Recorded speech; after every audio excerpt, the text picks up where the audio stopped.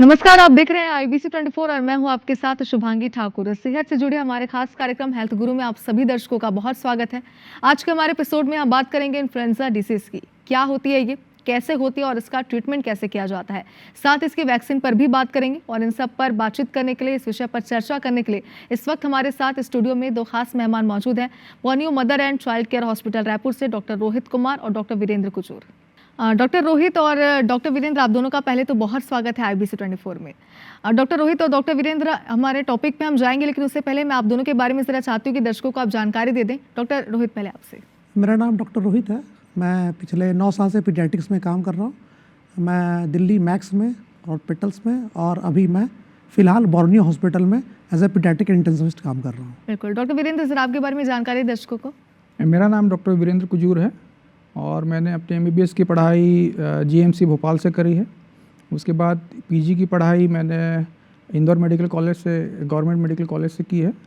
उसके बाद मैं लगभग 15 वर्षों से अभी पीडियाट्रिक की प्रैक्टिस कर रहा हूँ और अलग अलग हॉस्पिटल्स का एक्सपीरियंस है रायपुर में और छत्तीसगढ़ के दूसरे क्षेत्र में भी। और फिलहाल अभी Borneo mother and child hospital के साथ अटैच हूँ और अभी इसी में कार्यरत हूँ।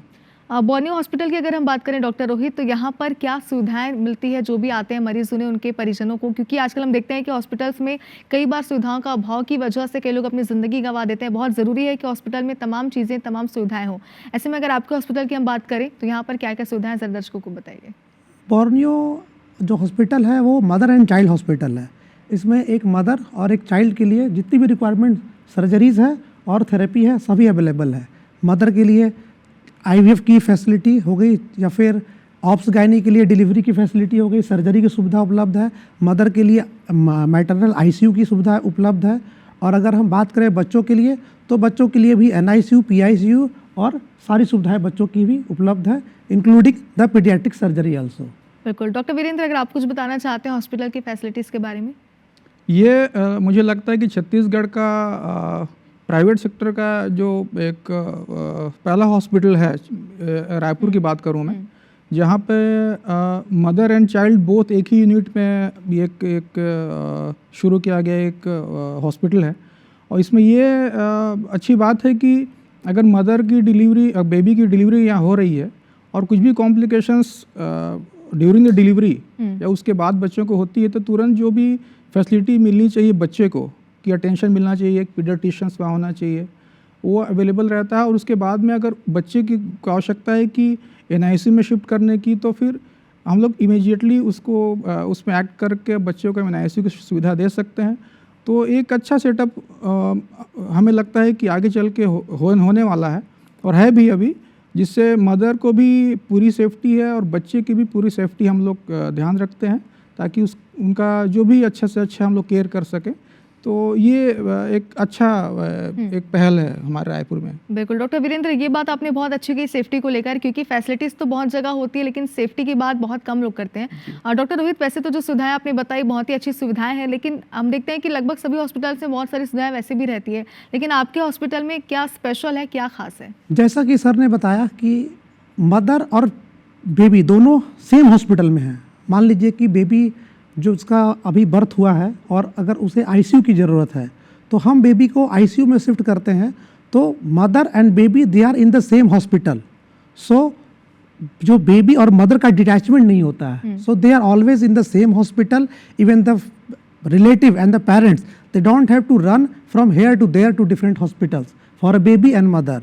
एंड सिंस द मदर और बच्चे एक ही हॉस्पिटल में होते हैं, तो उसका सबसे बड़ा फ़ायदा होता है कि हम अगर डे 1 से भी माँ के दूध की ज़रूरत पड़ती है, तो डे 1 से ही हम चालू कर लेते हैं, क्योंकि माँ और बच्चा दोनों सेम ही हॉस्पिटल में होते हैं। So the best benefit is the mother and the sick baby, they both are in the same hospital under the single roof. बिल्कुल। डॉक्टर वीरेंद्र, डॉक्टर रोहित, आपसे हमने बहुत सारी बातें अब तक की हॉस्पिटल को लेकर, लेकिन अब हमारे जो मुख्य टॉपिक है, जो मुख्य विषय, उस पर हम आते हैं। इन्फ्लुएंजा डिसीज आखिर क्या होता है? डॉक्टर रोहित, पहले आपके पास। इन्फ्लुएंजा एक वायरल बीमारी है जो कि मेनली सीजन्स के समय में ज़्यादा दिखती है, बट ऑलमोस्ट सालाना सभी सीज़न में थोड़ी बहुत तो रहती ही है, बट विंटर सीजन में या रेनी सीजन में इसका सडन सर्ज होता है। तो एक वायरल इलनेस है जो कि हमारे गले को और छाती को इफ़ेक्ट करता है, जिस वजह से जब सिम्टम आती है वो आती है फीवर, सर्दी, खांसी, बुखार। बट जो एक नॉर्मल कोल्ड होता है उससे ये अलग होता है। इस मामले में अलग होता है क्योंकि इसमें फीवर थोड़ा तेज आता है, सर्दी और खांसी जो है तो लंबे समय तक चलता है, और छोटे बच्चों में खास तौर से ये बीमारी कई बार निमोनिया भी कराता है और कई बार एडमिशन तक की ज़रूरत पड़ जाती है। तो छोटे बच्चों में ये डिजीज़ इन्फ्लुएंजा एक भयानक बीमारी के रूप में भी कई बार प्रकट होती है। बिल्कुल, तो डेंजरस है काफ़ी। डॉक्टर रोहित, आपसे हमने समझा कि इन्फ्लुएंजा डिसीज आखिर होती क्या है, और डॉक्टर वीरेंद्र आपसे मैं समझना चाहती हूँ ये कितनी खतरनाक है ये तो हम समझ चुके हैं, लेकिन इससे बचाव के क्या उपाय हैं, कैसे हम इससे बच सकते हैं? बचाव के लिए देखिए इसमें ये कि जो फ्लू होता है जैसे सर ने बताया कि सीजनल होता है, तो इसमें क्या रहता है कि कुछ गंभीर बीमारी के रूप में भी ये बच्चों में कई बार देखने को मिलता है। तो इसमें बचाव का एक ये है कि जो वैक्सीन्स अवेलेबल्स हैं हमारे जो मेडिकल फील्ड में, अगर वो वैक्सीन सही समय पे बच्चों को दिया जाता है और रेगुलर इंटरवल पे उसको हम देते हैं तो इस फ्लू से हम लोग बचाया जा सकता है, फ्लू की बीमारी को, है ना। बिल्कुल, डॉक्टर वीरेंद्र आपने वैक्सीन का जिक्र यहाँ पर किया। डॉक्टर रोहित आपसे मैं समझना चाहती हूँ, जैसे कि डॉक्टर वीरेंद्र ने भी कहा कि सही समय पर अगर वैक्सीन लग जाए तो इससे बचा जा सकता है, लेकिन वो सही समय कौन सा है और कौन इसके पात्र होते हैं वैक्सीन लगाने के, जरा इसके बारे में बताइए। नॉर्मली हम लोग फ्लू वैक्सीन 6 महीने से ऊपर के किसी भी बच्चे को लगा सकते हैं। Ideally the age is above 6 month to 5 year. क्यों? क्योंकि यही बच्चे होते हैं जिनको इन्फ्लुएंजा से सीवियर निमोनिया होने का खतरा ज़्यादा होता है। तो ऐसे बच्चों को हम लोग इन्फ्लुएंजा के फर्स्ट डोज लगाते हैं। वो 2 टीके होते हैं जो कि 4 हफ्ते के बीच में होते हैं, और जो दूसरा, और फिर हर साल हम लोग उसे रिपीट करते रहते हैं। तो ideally we have to give it for children between the age of 6 month to 5 year. But वैसे बच्चे जिन्हें की हार्ट डिजीज़ हो, जिन्हें की chronic lung disease like asthma हो, चाहे क्रोनिक किडनी डिजीज़ हो, या फिर रक्त से संबंधित बीमारियां जैसे कि सिकल सेल डिजीज़ है जो कि छत्तीसगढ़ में बहुत कॉमन है, उन्हें इन्फ्लुएंजा वैक्सीन की ज़रूरत ताउम्र पड़ती है, ज़िंदगी भर पड़ती है उनकी ज़रूरत। बिल्कुल, डॉक्टर वीरेंद्र एक बात ये भी है, अगर इन्फ्लुएंजा वैक्सीन की हम बात करें तो ये बच्चों में बहुत ज़रूरी है, तो हम समझ चुके हैं, लेकिन बहुत ज़रूरी है उन पेरेंट्स के लिए इस बात को समझना कि उनके बच्चों के लिए बहुत ज़रूरी है और उन्हें सही समय पर बच्चों में ये वैक्सीन लगवानी है। क्यों इतनी ज़रूरी है, ये ज़रा आप ही समझाइए दर्शकों को। जैसे हमने पहले बोला कि कई बार जो इन्फ्लुएंजा है कि सीवियर फॉर्म में भी कई बार बच्चों को अफेक्ट करता है। निमोनिया जो एक सीवियर फॉर्म में भी होता है, जिससे बच्चों को कई बार जान का खतरा भी रहता है। तो इससे बचाव के अगर टीके हमारे पास उपलब्ध हैं तो क्यों नहीं हम लगाना चाहिए, है ना। हर बच्चों को, अगर वो सर ने वैसे बताया कि 6 मंथ के अबव कोई बेबी है, तो अगर हम उसको समय पे वो टीका देते हैं तो एटलीस्ट जो गंभीर निमोनिया की जो तकलीफ़ हो सकती है बच्चे को, उससे हम बचा सकते हैं बच्चों को। और 6 महीने के ऊपर बहुत सेफ़ है बच्चों को लगाना। और जैसे सर ने बोला कि 6 महीने में हम पहला टीका लगाते हैं, 4 हफ्ते के गैप में दूसरा टीका लगाते हैं, फिर ईयरली उसको, जैसे सर ने बोला कि जो रेनी सीज़न शुरू होता है उसके पहले ये डिजीज़ कई बार बहुत ज़्यादा उभर के आता है। तो ईयरली अगर हम देखें तो टीके को रेनी सीज़न के पहले अप्रैल मई के आसपास में अगर वो टीका ईयरली लगाते हैं, जो गंभीर बीमारियों से, जिनको हार्ट डिजीज़ है, किसी बच्चे को अस्थमा है, या किसी को कोई क्रोनिक इलनेस है, किडनी की तकलीफ़ है, या कोई इम्यूनो कॉम्प्रोमाइज़ बच्चा है जिसको आगे चल के तकलीफ़ हो सकती है, तो इस तरह के वैक्सीन से बचाया जा सकता है। और इस तरह की अगर प्रॉब्लम बच्चे में है तो बच्चों को डेफिनेटली ये टीका लगाना ही चाहिए।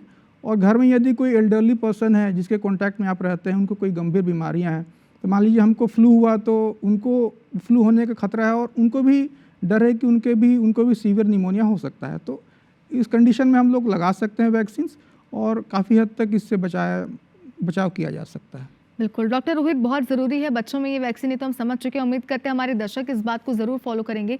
लेकिन ये जो वैक्सीन है, इन्फ्लुएंजा वैक्सीन, ये बच्चों में किस तरह काम करती है, कैसे उनमें असर डालती है, इसके बारे में ज़रा समझाइए। जो इन्फ्लुएंजा वैक्सीन है वो अभी जो भारत में उपलब्ध है वो इनएक्टिवेटेड फॉर्म है इन्फ्लुएंजा वायरस का। तो जब हम उसे इंजेक्ट करते हैं तो वो एक वायरल इलनेस ही कराती है, बट वो इन्फ्लुएंजा डिजीज़, जो फ्लू डिजीज़ है, वो नहीं कराती है। तो इस वजह से वैक्सीन लगने के बाद से हमारे बॉडी में उसके अगेंस्ट एंटीबॉडी बनता है, जो आगे के लिए इन्फेक्शन में वो एंटीबॉडी हमारा बचाव करता है। बिल्कुल। डॉक्टर वीरेंद्र, इन्फ्लुएंजा वैक्सीन वैसे तो आपने कहा कि बच्चों में ज़रूर लगानी चाहिए, लेकिन क्या कोई ऐसे बच्चे हैं या फिर उनमें कोई प्रॉब्लम ऐसे है जिसकी वजह से उनमें ये वैक्सीन नहीं लगाई जा सकती? इसमें देखिए, एक तो है कि जो 6 महीने से कम एज के जो बच्चे हैं उनमें हम लोग वैसे रिकमेंड नहीं करते हैं। और जिन बच्चों में पहले वैक्सीन से कोई रिएक्शन, सीवियर रिएक्शन अगर देखने को मिला है, जिसे हम एनाफिलैक्सिस रिएक्शन बोलते हैं, कि अगर किसी भी इस तरह के वैक्सीन यदि बच्चा रिसीव किया और उसके इमीडिएटली उसको कुछ एनाफिलैक्सिस रिएक्शन हुआ है, तो उन बच्चों में हम लोग यूजुअली इसको अवॉइड करते हैं। और अदरवाइज़ और कोई विशेष कारण इसमें नहीं होता है कि हम लोग कोई बहुत ज़्यादा बच्चे नहीं देने का कॉन्ट्राइंडिकेशन होता है। तो बिलो 6 मंथ और कोई पहले वैक्सीन से कोई मेजर कोई सीवियर रिएक्शन हुआ हो, तो उन बच्चों में हम लोग यूजुअली इस वैक्सीन को अवॉइड करते हैं। बिल्कुल। डॉक्टर रोहित, एक बात ये भी है, क्योंकि बच्चों में जो भी वैक्सीन लगाए जाते हैं वो ज़रूरी है कि अपने शेड्यूल में वो लगाया जाए। जितनी ज़रूरी वैक्सीन लगानी है शेड्यूल के हिसाब से लगाना उतना ही ज़रूरी है। बिल्कुल। क्या इसके भी कोई शेड्यूल है, और अगर है तो उसके बारे में बताइए। जैसा बताया पहले भी कि इसका शेड्यूल है कि ideally we start at the age of 6 month. हम लोग 6 महीने पे चालू करते हैं। और इसका कारण ये है कि हम जितना लेट लगाएंगे हमारा बच्चा उतना ही ज़्यादा प्रोन है इन्फेक्शन होने के लिए।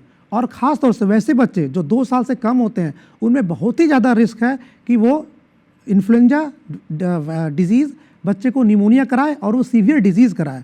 सो हमारा आइडियली होता है कि first dose of the influenza vaccine should go at the around of 6 month.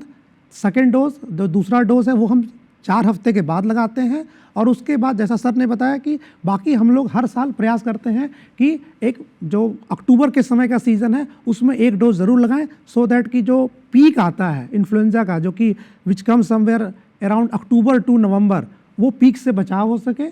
और हम लोग हर साल इसी तरह से रिपीट करते हैं। बिल्कुल। डॉक्टर वीरेंद्र, हमने अब तक समझा कि बहुत ज़रूरी है कि वैक्सीन समय पर लगाया जाए, और शेड्यूल भी बताया गया हमें। उम्मीद करते हैं दर्शक ज़रूर उसे फॉलो करेंगे जो भी अपने बच्चे को वैक्सीन लगवाना चाहते हैं। लेकिन डॉक्टर वीरेंद्र, एक बात ये भी है, क्योंकि कोई भी वैक्सीन होती है उनके साइड इफेक्ट भी कुछ ना कुछ तो ज़रूर होते हैं, और खासतौर पर अगर गलत तरीके से वो लगाया जाए। इन्फ्लुएंजा वैक्सीन के क्या कोई साइड इफेक्ट है? वैसे तो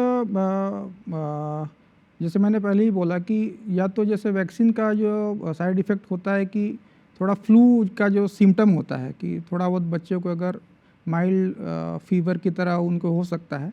और सीवियर फॉर्म में देखें तो कोई उससे जो सीवियर रिएक्शन भी कई बार देखने को मिलता है, जिसको एनाफिलैक्सिस रिएक्शन बोलते हैं, है ना।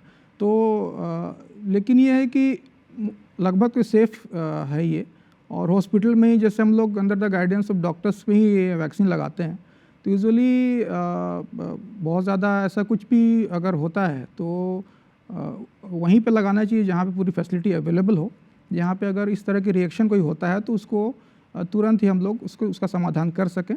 डॉक्टर रोहित, एक बात ये भी है, क्योंकि पेरेंट्स को बच्चों के लिए थोड़ी सी टेंशन रहती है कि उन्हें कोई फ्लू ना हो जाए या फिर उन्हें आगे तबीयत खराब ना हो जाए। पेरेंट्स के क्वेश्चन आप लोगों से भी रहते होंगे इस चीज़ को लेकर के, तो बिल्कुल। क्या रहता है इसमें? तो फ्लू वैक्सीन कभी भी फ्लू नहीं कराता है। मैक्सिमली जैसा सर ने बताया कि मैक्सिमली द पेशेंट, बच्चों को हल्के बुखार होते हैं और हल्की सर्दी होती है, इससे ज़्यादा कभी नहीं आया है सिम्टम।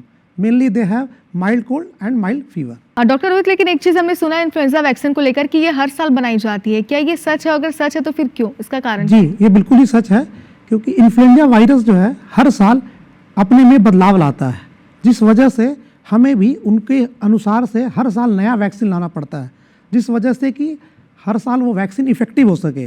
दूसरा रीज़न इसका ये है कि जो पहले का वैक्सीन लगा होता है उसकी इम्यूनिटी धीरे धीरे कम हो जाती है। तो दोनों को ध्यान में रखते हुए हर साल हम एक नया लगाते हैं, सो दैट कि बच्चे की इम्यूनिटी भी बनी रहे और जो नए वायरस में चेंजेस आए हैं उसके हिसाब से नए स्ट्रेन के वैक्सीन आए हैं, सो दैट कि हमें फुल इम्यूनिटी मिले इन्फ्लुएंजा वायरस के अगेंस्ट। बिल्कुल। डॉक्टर वीरेंद्र, एक बहुत ही कॉमन क्वेश्चन मैं लेना चाहती हूँ जो मुझे लगता है पेरेंट्स का ही रहता होगा, क्योंकि बच्चों को लेकर वो थोड़े पॉजिटिव होते हैं अपने कि उन्हें कोई खतरा ना हो। इन्फ्लुएंजा वैक्सीन कितनी सुरक्षित है? बहुत ही शॉर्ट क्वेश्चन है, इसका आंसर बताइए। मुझे लगता है कि ये पूरी तरीके से सुरक्षित वैक्सीन है, क्योंकि इस एक तरीके की कील्ड वैक्सीन है, हम लोग यूज़ करते हैं इसमें बहुत ज़्यादा साइड इफ़ेक्ट और इसकी संभावना लगभग बहुत ही कम होती है। तो इसे लगाना चाहिए, मुझे तो ये मेरी तरफ से बोलना है। बिल्कुल। तो कुल मिलाकर हम कह सकते हैं कि पूरी तरीके से सुरक्षित है, सेफ है। और डॉक्टर रोहित, इन्फ्लुएंजा वैक्सीन के कोई प्रकार भी होते हैं, और अगर होते हैं तो उनके बारे में सर? जी, इन्फ्लुएंजा वैक्सीन के 2 प्रकार होते हैं, एक लाइव और एक किल्ड। बट भारत में कॉमनली जो बच्चों के लिए रिकमेंडेड है वो किल्ड वैक्सीन है, और उसके जो 2 टाइप आते हैं, क्वाड्रीवैलेंट एंड ट्राईवैलेंट। हम लोग नॉर्मली क्वाड्रीवैलेंट लगाते हैं, जिसमें से कि 4 स्ट्रेन इन्फ्लुएंजा के होते हैं, और हमको उस चारों स्ट्रेन से बचाव मिलती है, और यही 4 स्ट्रेन जो हैं कॉमनली होते हैं। That is the reason we include these 4 only. बिल्कुल। डॉक्टर वीरेंद्र, एक बात ये भी है, क्योंकि जैसे कि लक्षण की बात हमने शुरुआत में की, कहीं ना कहीं एक नॉर्मल सर्दी खांसी वाले लक्षण इसमें होते हैं। ऐसे में पेरेंट्स कैसे समझ पाए, या फिर कोई आम लोग हैं वो कैसे समझ पाए कि ये सर्दी खांसी नहीं, आम सर्दी खांसी नहीं बल्कि इन्फ्लुएंजा है?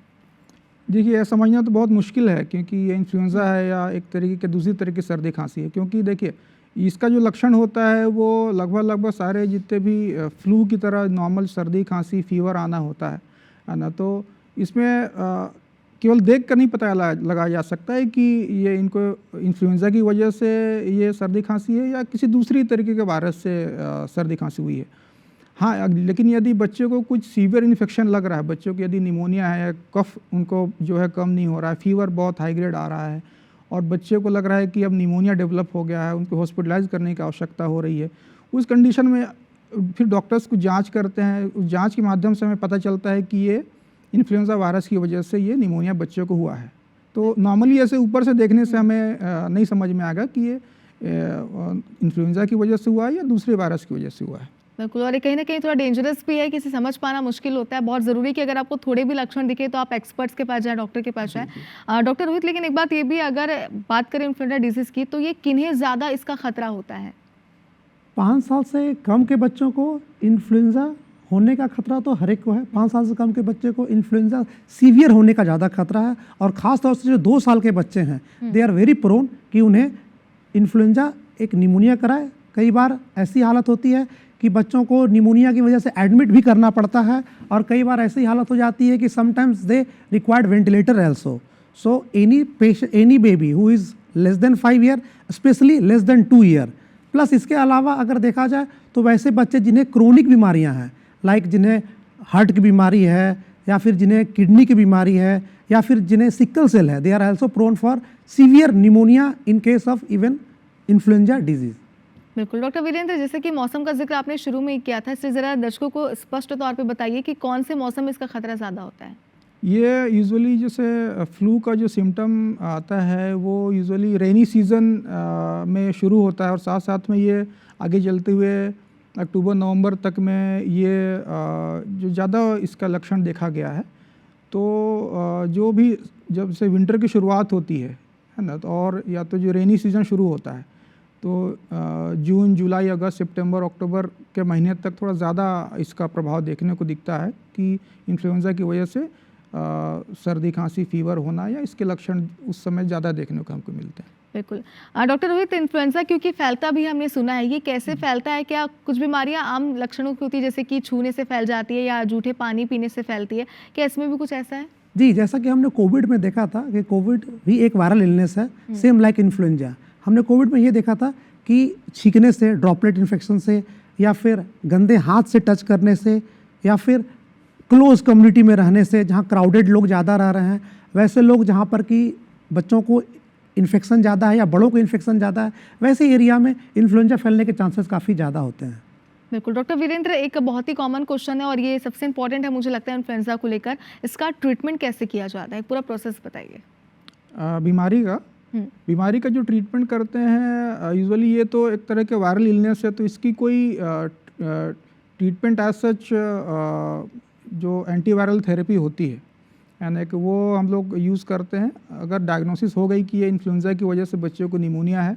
अदरवाइज जो कॉमन सर्दी खांसी अगर फीवर है तो सिम्टोमेटिक ट्रीटमेंट होता है इसका, कि सर्दी के लिए और खांसी के लिए या जो फीवर के लिए मेडिसिन है वो हम बच्चों को देते हैं। और ये प्रूवन हो गया बच्चों को सीवियर निमोनिया है और ये इन्फ्लुएंजा की वजह से हुआ है, उसके बाद हम कुछ दवाइयाँ मार्केट्स में या तो हमारे मेडिकल फील्ड में अवेलेबल हैं, एंटीवायरल थेरेपी जिसको बोलते हैं अपन लोग, तो ये हम लोग बच्चों को शुरू करते हैं और प्रॉपर डोज उसका होता है, तो प्रॉपर डोज बच्चों को दिया जाता है और इससे एक एंटीवायरल जो थेरेपी है ये बीमारी के लिए उपयोग किया जाता है। बिल्कुल डॉक्टर रोहित, वैसे तो आपने आम लक्षण बताए हैं इन्फ्लुएंजा के, लेकिन कई बार हम देखते हैं कि कुछ चीज़ों को लेकर लोग लापरवाही बरतते हैं कि ठीक है छोटी मोटी सर्दी खांसी होगी, बाद में ट्रीटमेंट करेंगे या मेडिकल से दवाई ले लेंगे। उनके लिए ये कितना खतरनाक साबित हो सकता है, ज़रा बताइए ताकि वो अलर्ट रह सके। जी, जो भी पेरेंट्स हैं उनके लिए यह है कि अगर मेरे बच्चे को सर्दी खांसी है तो हमें अलर्ट कब होना चाहिए। उसके लिए पहला है कि अगर मेरा बच्चा 2 साल से छोटा है या फिर मेरे बच्चे को बुखार जो है नॉर्मल बुखार की दवाई से रिस्पॉन्ड नहीं कर रहा है, मेरा बच्चा सुस्त हो रहा है, या मेरे बच्चे की सांस तेज़ चल रही है, या मेरे बच्चे का रंग नीला पड़ रहा है, ये सब वैसे कंडीशन है वेयर यू हैव टू, आपको तुरंत किसी न किसी डॉक्टर से कांटेक्ट करना चाहिए, किसी न किसी बच्चे के पीडियाट्रिशियन से मिलना चाहिए, और ज़रूरत पड़े तो उस हिसाब से एडमिशन की भी ज़रूरत पड़ेगी तो हमें एडमिट करना चाहिए। बिल्कुल डॉक्टर वीरेंद्र, इन्फ्लुएंजा के ठीक होने में आमतौर पर कितना समय लगता है? अगर सही समय पर इलाज किया जाए, सही समय पर पेशेंट आप तक पहुंच जाते हैं, ट्रीटमेंट को मिलाकर के कुल कितना समय लगता है? जो नॉर्मली जैसे वायरल इलनेस होता है तो उसका प्रक्रिया यही होती है कि ठीक होने में कम से कम 5 डेज़ to 10 डेज़ लग सकते हैं, और डिपेंड करता है कि सीवियरिटी कितनी है।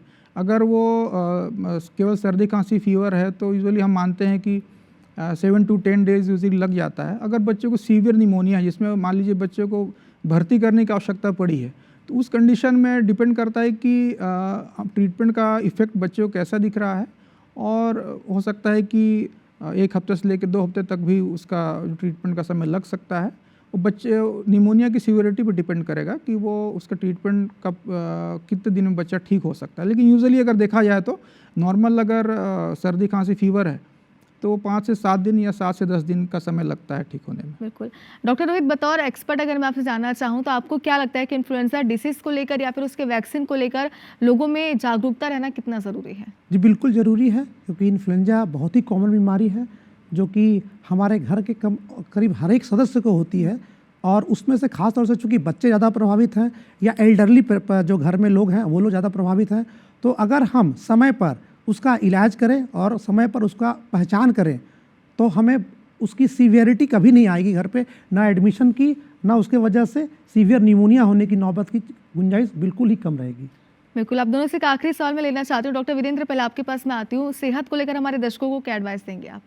सेहत के लिए मैं यही एडवाइस करना चाहूँगा कि जो आप जैसे मौसमी बीमारियाँ होती हैं तो मौसमी बीमारी के हिसाब से आप अपना प्रिकॉशन लीजिए। अगर ठंड है तो बच्चों को ठंड से बचाव करिए, और घर का ही भोजन दीजिए, गर्म भोजन दीजिए बच्चों को, और क्राउडेड प्लेस पे जाने से बचिए, और जहाँ पे हाइजीन का बहुत ख्याल रखना ज़रूरी है। उसको बच्चों को अच्छे से हाथ वॉश करना है, या तो फिर खाने से पहले बच्चों को सिखाना है कि हैंड वॉश कैसे करना है। उनका हाइजीन बेसिकली मेंटेन करना रहता है हम लोग को। बिल्कुल डॉक्टर रोहित, क्या एडवाइस देंगे दर्शकों को आप सेहत को लेकर? सेहत को लेकर के एडवाइस तो ये है कि इन्फ्लुएंजा वैक्सीन मार्केट में अवेलेबल है, आप सभी लोगों को उसको लगवाना चाहिए, खासतौर से 5 साल से कम के बच्चों पर। और इसी को ध्यान में रखते हुए बोर्नियो हॉस्पिटल ने अभी फ्री इन्फ्लुएंजा वैक्सीन का कार्यक्रम चला के रखा है, जिसमें हम 5 साल से कम और 6 महीने से ऊपर के बच्चों को फ्री इन्फ्लुएंजा वैक्सीन लगा रहे हैं। उसका लास्ट डेट 30 था, बट हम लोग चूँकि पेशेंट को और बेनिफिट देना चाह रहे हैं इसलिए हमने उसका डेट 5 फरवरी तक बढ़ा के रखा है, सो दैट कि जो भी बच्चे हैं 6 महीने से 5 साल की उम्र के बीच में वो हमारे हॉस्पिटल में आएँ और फ्री इन्फ्लुएंजा वैक्सीन ले सकें। बिल्कुल, इस अभियान के बारे में आपने बहुत ही अच्छा किया बताकर दर्शकों को, ताकि इसके लिए वो भी जागरूक रह सके। डॉक्टर रोहित, डॉक्टर वीरेंद्र, आपने इन्फ्लुएंजा डिजीज़ को लेकर ढेर सारी बातें हमसे की। उम्मीद करते हैं इसके वैक्सीन को लेकर हमारे दर्शक ज़रूर अलर्ट रहेंगे। फिलहाल बहुत शुक्रिया हमसे बातचीत करने के लिए। धन्यवाद। और इसी के साथ एक बार फिर आपसे कहना चाहते हैं कि आप अपने साथ साथ अपने परिवार की सेहत का ज़रूर ध्यान रखिए, क्योंकि सेहत से बड़ी पूंजी और कुछ भी नहीं है। इसी के साथ हमें दीजिए इजाज़त। नमस्कार।